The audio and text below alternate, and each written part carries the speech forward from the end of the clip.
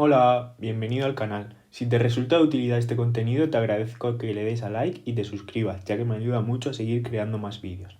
Vamos al lío. El enunciado del ejercicio dice: en el circuito de la figura, el interruptor se encuentra abierto un tiempo suficiente para garantizar el régimen permanente.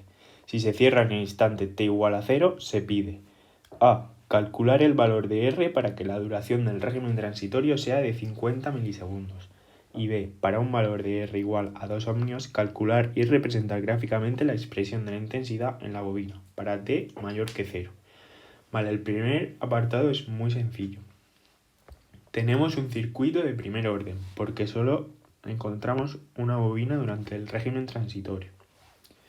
Al cerrar el circuito, pues la corriente que salga de la fuente se dividirá entre estas dos resistencias y la bobina hasta alcanzar el régimen permanente, que toda la corriente preferirá pasar por la bobina, ya que será un cortocircuito y no ofrecerá resistencia a su paso. En cualquier caso, en el apartado A nos pide calcular el valor de esta resistencia R para que el régimen transitorio sea de 50 milisegundos.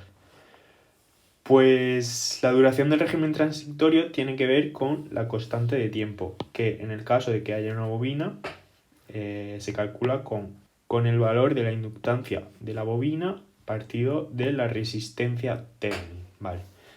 Pues el valor de la inductancia de la bobina lo sabemos, 24 milihenrios partido de una resistencia equivalente.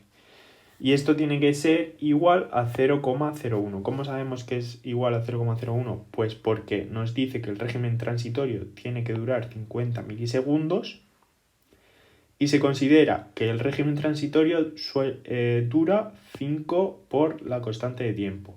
Pues igual a 5 por la constante de tiempo al periodo que nos han dicho, que son 50 milisegundos, se despeja la constante de tiempo y nos sale 0,01 segundos.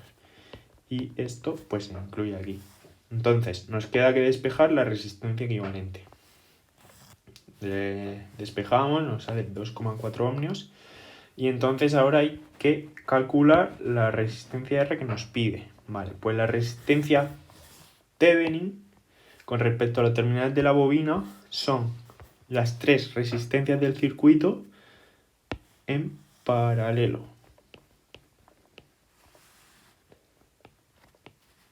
La corriente se divide entre las tres. Vale, pues se introduce esto en la fórmula. La otra resistencia en paralelo sería 1 partido, o sea, la inversa de la suma de las tres resistencias inversas. Es decir, 1 partido de 1 entre 6, 1 entre 8, más 1 entre R. Esta es de 6, esta es de 8 y esta no la sabemos. El total de esto tiene que ser 2,4, pues despejando nos sale que la resistencia debe ser de 8 ohmios. Ya está, este es el resultado del apartado A.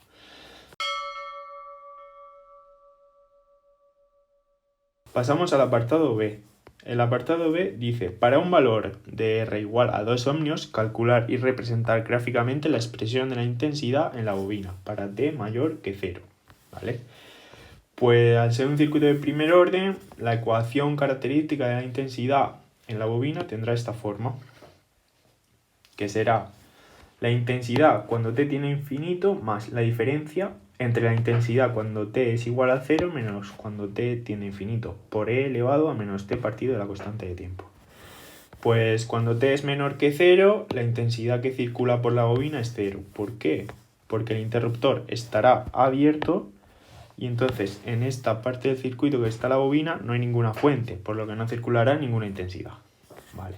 Cuando t tiende a infinito, la intensidad que circula es la tensión partido de la resistencia de 6 ohmios, que nos queda 2,3 amperios. ¿Por qué? Vale, pues lo que hemos mencionado al principio. El interruptor estará cerrado.